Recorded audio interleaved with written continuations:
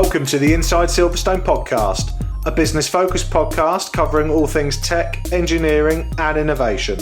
Hosted by me, Chris Broome, a huge tech, motorsport and gaming fan, and also the owner of Longhurst, a firm of lifestyle financial planners and independent financial advisors located in Silverstone, Northamptonshire.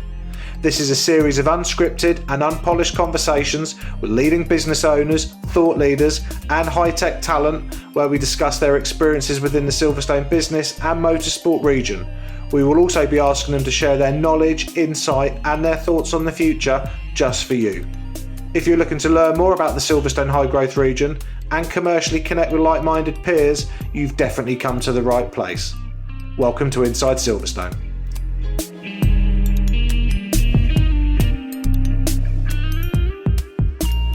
Welcome to the next episode of Inside Silverstone. My name is Chris Broome and I am your host. Today I am delighted to be hosting another session of the Mastermind Sessions. Mastermind Sessions number 2, which we have just renamed Business Challenges, addressing the skills gap. So I'll explain that again. Business Challenges, addressing the skills gap. So I am absolutely delighted to welcome 3 SCC Board members to this recording, and I'm going to pass across to them to quickly introduce themselves, so you can explain to our wonderful listeners who you guys are and what you do, and then we will get into the questions. So I'm going to start with you. Who are you and what do you do? Jon Corbett. I'm the head of SME for Barclays across the South East Midlands and Cambridgeshire region, and Barclays Bank, of course. Wonderful, Jon. Thank you. Thanks, Chris. Simon Arkell. I am a partner at EMW Law, based in Milton Keynes. My main practice area is corporate, so I work on acquisitions, disposals, investments into businesses, advising directors and shareholders, when I'm not sitting as a STC board member. Great, thank you. Chris, thank you.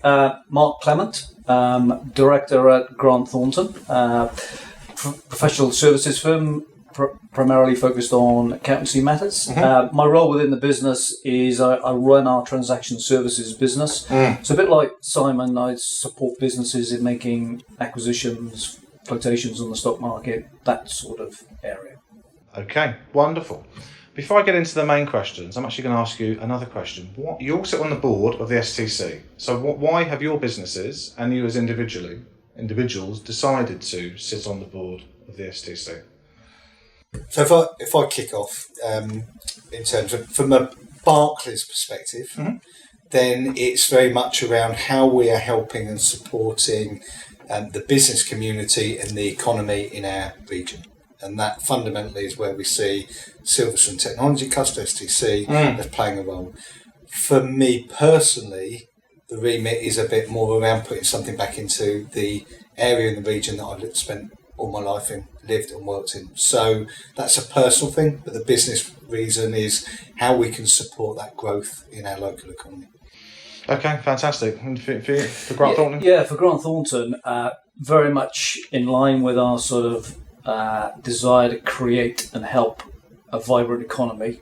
We saw the Silverstone Technology Cluster as being an integral part of that within this region. So for us, it was a complete no-brainer to get involved in such an excellent sort of organisation. And for EMW law firm? Not dissimilar, Chris, and we talked about this in the podcast that I did with you. Did some months ago. You know what a great local opportunity for us to get involved with. We're giving something back. We're helping something grow. We're helping the businesses then hopefully that are in and around STC that we can. Obviously, there's the possibility that we'll all get opportunities out of it, but really it's about us being there in the middle of something really exciting locally and part of something that hopefully we can help it grow into a great organisation, and it's just good being in the middle of it. I think that bit around, you've asked us about our firms, professional service firms, for want of a better description. It's about building that trust and helping and support, as I mentioned in my podcast, the ecosystem. Yes. We're providing that support, that network that can help businesses grow, can help them thrive. And if we can help deliver that, then as businesses will benefit It's kind of one of those situations, isn't it, John, where the opportunities fall out of things, but they're not the driver to do it. It's a byproduct of why, and it's about being in the ecosystem. And so the businesses that we're all supporting, so obviously Longhurst, Chris Broome, another professional advice firm, these businesses and these business owners are facing challenges every day, and that's part of what I wanted us to really talk about. Yeah. So the title of the episode is Business Challenges, addressing the skills gap. So let's talk about that. So what are your thoughts? What's the headline there, John? When we were talking about this, actually, in terms of what the subject matters and talking about challenges for businesses, I look at the things that I hear on a regular basis from businesses that are potentially stopping growth or inhibiting growth. And there's 3 areas that I hear about from a range of different industries, range of different size businesses. One is about how they get more clients, how do they enter new markets, and that is, traditionally we've talked about that as being overseas. Actually now it's digital channels, it's about those sort of areas as well. The second thing is I did think this was perhaps unique to our region, but it's probably a bit broader than that, and that's around right-sized premises. So where can they grow their business into?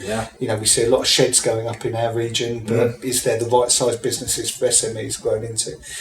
But the number one thing that they talk about is skills, and skills is not just about retention, it's about recruitment, particularly when we look at some of the industries that we've got that are prevalent in our region, where, if I take engineering as an example, ageing workforce in lots of instances, how do you attract youngsters into the business? And that sounds like a bit of a generalisation about ageing population, but there is, across a lot of industries, there is a challenge about how you attract kids coming out of school or people re-educating themselves or reskilling into their industries. And some of the challenges that throws up again is around the retention, which is it is the skills attraction, but it's also the retention of that, if that makes sense. And how do we overcome some of those challenges? So from a recruitment perspective, how do you? So you obviously are leaders in your own businesses. How do you overcome those challenges? I think you've got to throw the net really wide in terms of your search for the talent that you need for your business. Okay. And by that I mean, it's not just about going for the university leavers. You've got to start with schools. And throw it and get those people into your organisations much sooner. Okay. So that they can see the benefits of coming into your business. You see what they're like, and you can start that journey with them much sooner rather than waiting until they're post-university. So, but it's not, within that, it's not waiting for the education system just to throw out. No. The raw material, if you like. There is a bit that you need to engage earlier than that with the schools and not just rely on the university graduates. It's about engaging in different avenues, particularly when you're talking about the youngsters, whether it be apprenticeship programs or other ones. Because the thing is, for those talented individuals, the demand is massive. Sure. So everybody's competing for that same quality. So you've got to do something different as a potential employer to bring them to your business rather than going to another business.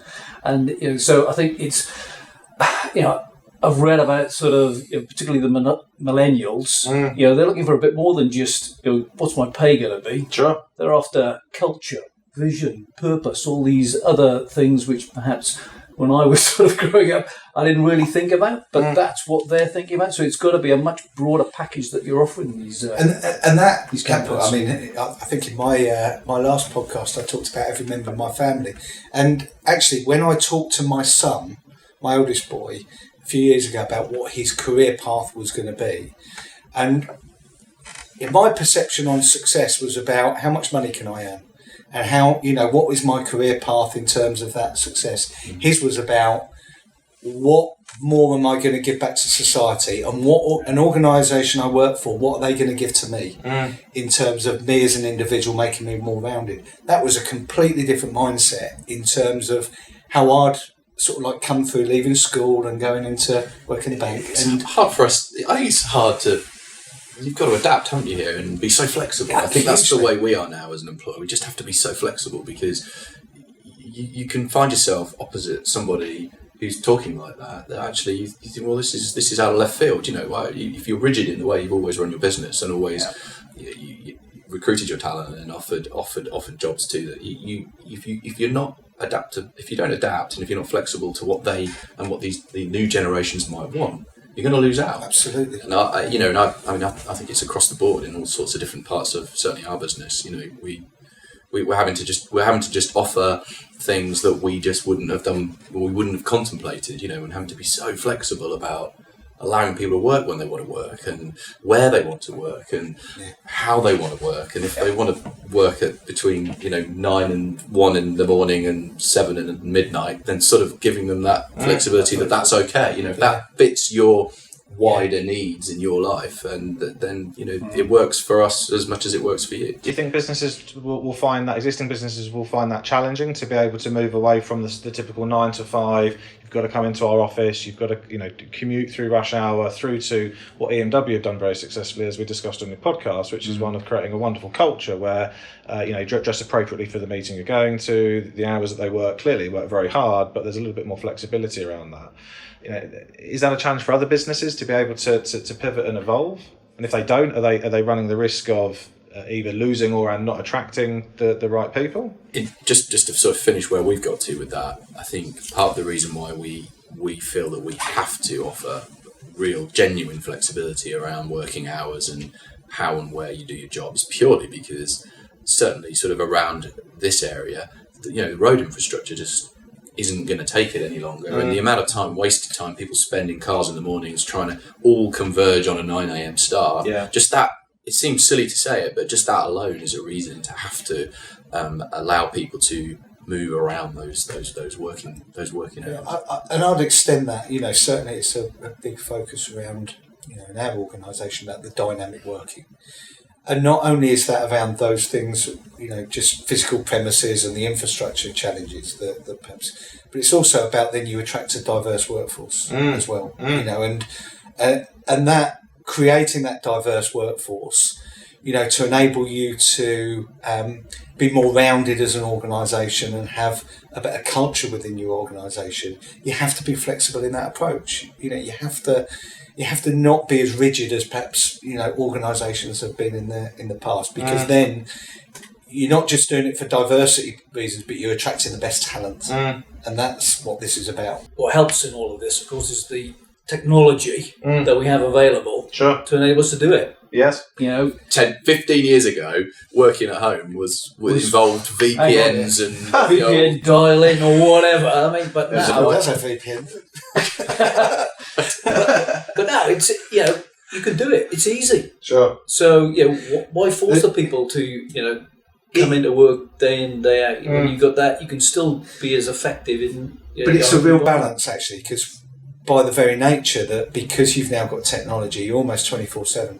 Yes. True. If you're not careful, and that brings its own challenges in terms of stress levels and mental health issues, etc. So it is a real fine balance, and as an employer, you have to really understand that, and what works for one might not work for another. Yes. And actually, as a leader in your business, when you're managing a workforce in a very different way to what we traditionally came through as, that creates another different challenge that you have to think differently in terms of how you engage with your teams as well. I think that we had a chap who was with the business, left, and then came back, and throughout that period he was away, things developed. But that culture of the team all sitting together in one location, to this sort of environment whereby he may work from home one day or he's in the office one day, but then when he gets to the office, the other team members are working from home. Actually, trying to ensure that you've got that team ethos and spirit amongst your workforce, that becomes a challenge when you've got this sort of agility to your working place. Must involve a huge element of trust, right, on everybody, but then also I guess a bit of peer pressure from their colleagues. So I guess if someone isn't cutting, working hard enough or coming in or doing the hours, and I guess obviously their colleagues will pull them up. But I guess businesses may be fearful of adopting a more relaxed sort of approach through fear of people potentially taking the mickey. Or we've certainly kind of taken a view on that issue that it's not fair to you're gonna know. You find out pretty quickly who it is who's not pulling their weight, and it's not. And if generally the body of opinion is that flexibility around hours and location of work is a good thing, you shouldn't pull that back just because there's one or two individuals somewhere in a team who don't want to don't want to play ball, and you then have to deal with those people in isolation. But at least the group can do can get on and work in the way they want. There are challenges all over it. Sure.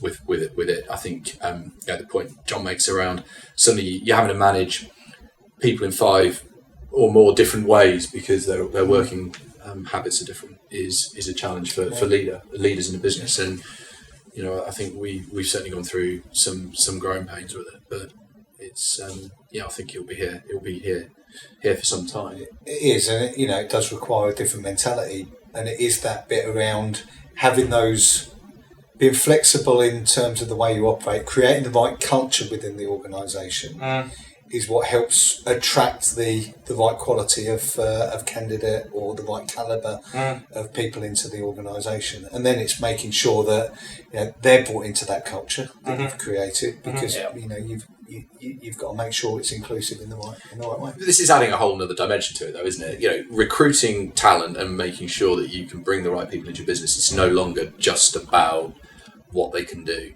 because you're talking about your son. Culture is so important. Yeah, we all have to be able to demonstrate that we have either an interesting or a culture that's a bit different, something that as Mark says, makes us look different to the competition or whatever it is in your business area.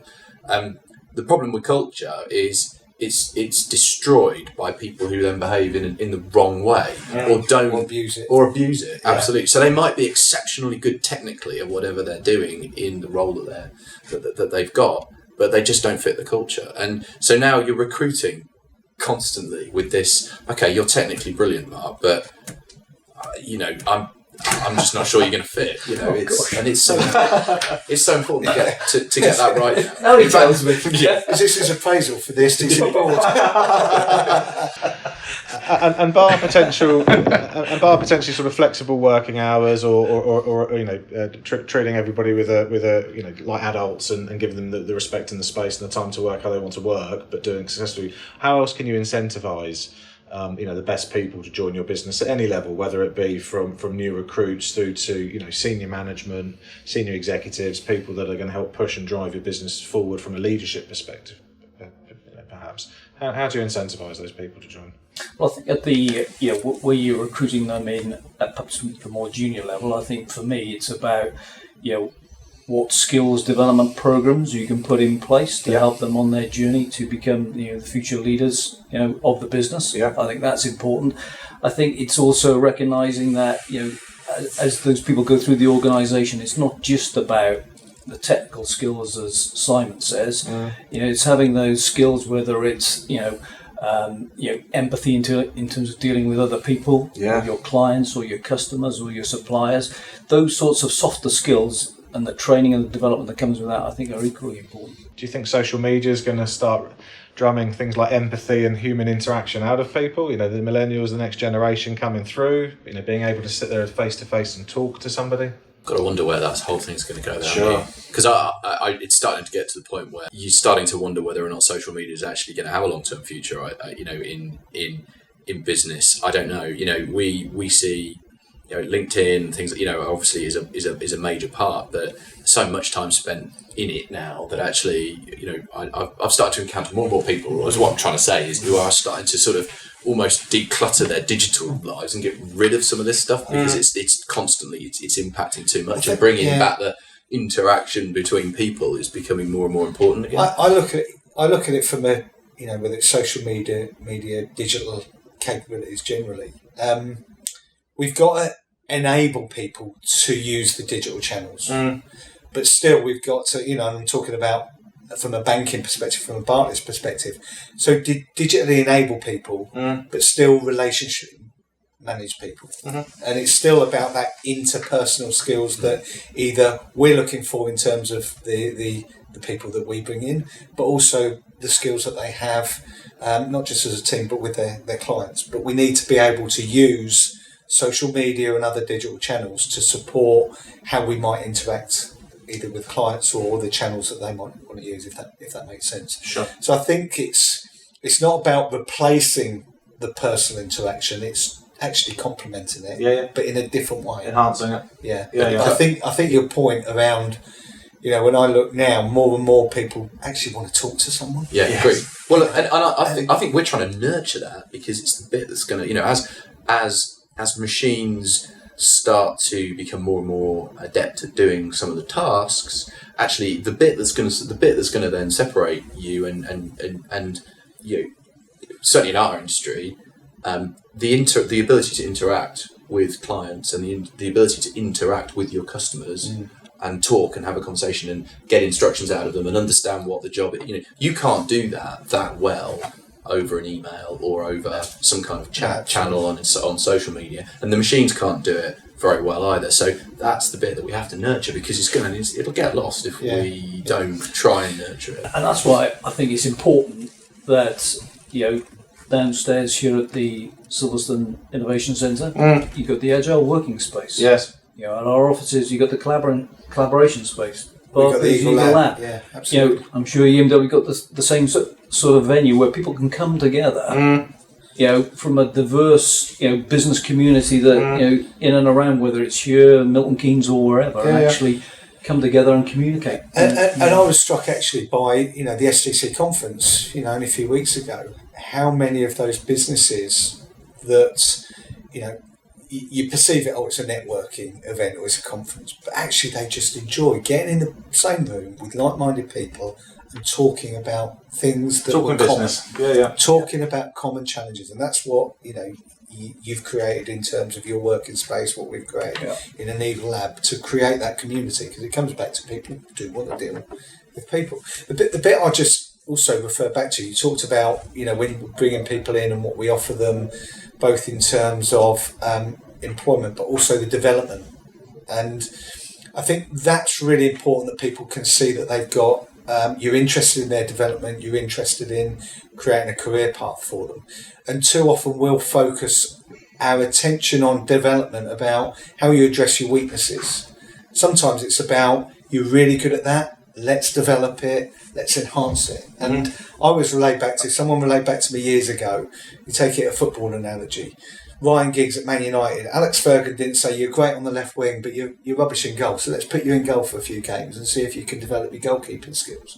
He didn't. He said you're great on the left wing, you're great with the left foot, let's focus on what you're really good at and make you the best in the world at that. And sometimes in a business environment, what we do is we take people in, well, you're great at that but you're not so good at that, so let's focus on the bits you're not good at in your development. Does that make sense? I think sometimes when we look at building management teams, focus on what people are good at. Don't try and make them something they're not. And that's how you build a strong management team, because people know the bit that they're good at, recognise your weaknesses and cover that up with other people that are good at that area, but focus on what you're good at. From my experience dealing with management teams, which I do a lot in a lot of the investment work that I do, investors coming into companies, what they're actually looking for often is a team of people that actually, when in isolation, one of them might not be that great, but at two or three of the other top, but you put them all together and they actually are a very effective management team. And I think in business, certainly in that sort of context, people playing to their strengths is exactly what can help make a company successful, because the leadership team are all good, have all got a slightly different skill set that actually, when together, makes them a complete package. And businesses don't fail for things like, well, they do sometimes in terms of lack of cash or otherwise, but it's usually because of lack of management capability. Actually, but similarly, that's why business succeed, because they've got the right management structure, and that's what makes them successful. And it's how you play to those strengths that determines business success. And I think businesses have got to be at times brave to make those difficult decisions. Okay. I've seen that happen where you have someone who may be fantastic at strategy and all the rest of it in a very senior role within an organisation, but they don't need a strategist. they need someone who can roll up their sleeves. And I've seen those people being moved on and the right person being put in place. So they've got to be brave as well. What other challenges?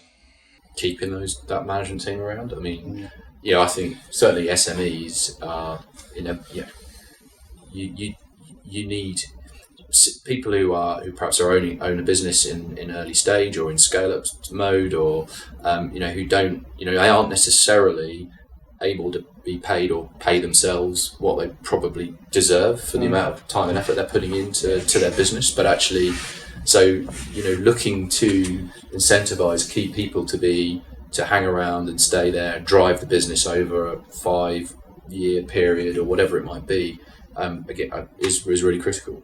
I think that's, and we've encountered, there's various ways you can do that, but, one of them is money, but, it's not always there to pay out. But, giving people, the ability to join into sort of, schemes where they'll have a shareholding or, in the company at the point where it gets sold maybe, is kind of really important. So things like EMI? Yeah, EMI. So what is EMI? So for everyone watching this and listening, what is it? So the Enterprise Management Incentive Scheme, which has been around for, crikey, I'm trying to think now, a long time. But kind of pretty much, I think HMRC, the government sort of favoured route of getting shares into the ownership of people who work in the business. Okay. Now, it's not for everyone because there are limits over the size of the business, the number of employees you've got, and various other metrics. But ultimately, you can, there is a way that you can get a shareholding into someone who works in the business very tax efficiently. And the beauty of it is you stop working for the company and you lose the options. The EMI scheme requires you to be an employee in the business. So it's a great way of trying to get somebody who's got talent to hang around, because if they can you can sort of add performance metrics to it and make them, they get more if the business is sold for a bigger number, which again is just all adds to kind of make them think, well, actually, there's an alternative, but no, I'm going to stay here because I've got this great opportunity. And it incentivises not only the retention, but also it motivates them to, drive the business because they've got an interest, a vested interest in doing so. But it goes back to what we talked about. That's sort of like some mechanisms, but you've got to have other levers that you can pull. As long as people generally are paid what they think is fair for their job as well, it's making sure that's fair. But then there's other ways that you can incentivise, whether that's through benefit schemes, pensions, and health benefits, and otherwise. And we'll probably have those in terms of our organisations, which are a bit larger. But there is mechanisms that you can have that in SMEs as well.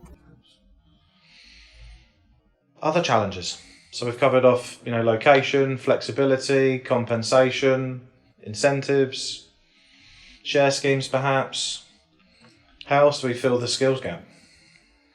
I think for me, a lot of the skills gap is, something I mentioned earlier is about how do we as SMEs make sure we're engaging with the education system in the right way. Yeah.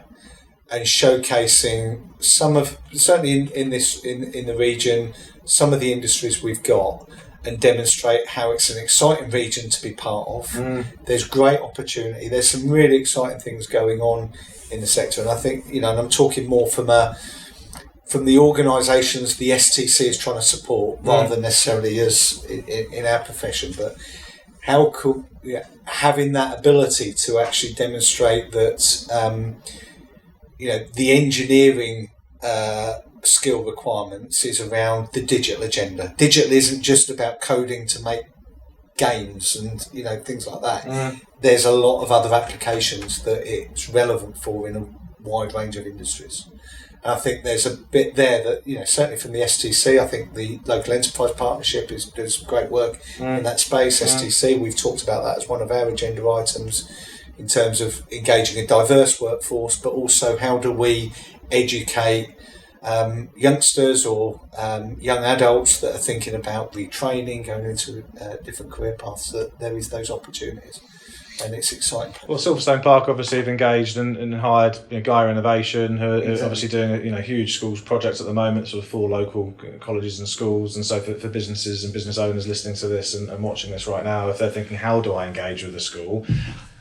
Actually, talk to Silverstone Park, talk to Roz and the team and Ruth and local enterprise partnership. There's different avenues you can do that rather than us waiting for the raw material to come out. That sounds awful. No, but you're right. Yeah, about out of the system. Yeah, waiting for that to go and then say, actually, it's not fit for purpose for what I need. Yeah, actually getting earlier and start to help the schools. There's two parts to it, aren't there? It's sort of, on the one hand, it's kind of the wow factor for the kids. It's kind of getting in front of them and saying, look what a career in engineering, for example, could be like. Look what we're doing. And a lot of the time, there've been visits, haven't there, here? And a lot of the children are kind of, it's almost like they don't know what they don't know, and when they see things, they go, wow, you really do that? That's your job. That's kind of really inspiring.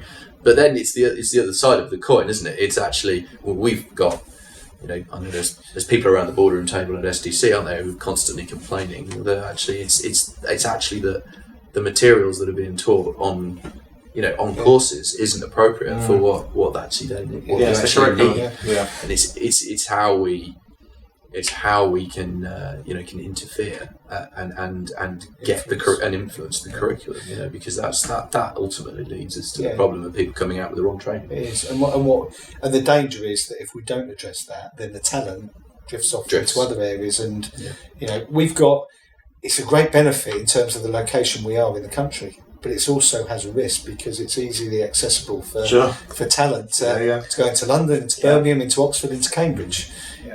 Which I'm not saying that's wrong, but we've got. It's another challenge, really, isn't it? It's another challenge. How do you were asking for challenges, Chris. That's another podcast, isn't it? Yeah. How do we prevent them from leaving?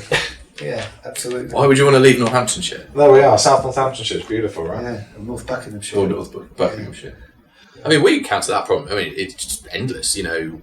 We've had countless situations where actually people, have worked here, and then almost decided that they want to, to look at London and move down to our London office. And actually, all we've done by letting them go is just given them the opportunity to go to interviews in their lunch hour, which isn't the right answer. It's very it's challenging. As you say, the fact that we're so close to those big centres, I think. Great training, great experience, doing some interesting stuff. All it does is just carries with it that inherent risk that person's going to take all of that good experience. But also come back to and it's about we need to make sure our environment is still South Northampton's a lovely place to live, Buckinghamshire lovely place to live. In terms of that environment. I think the other thing that.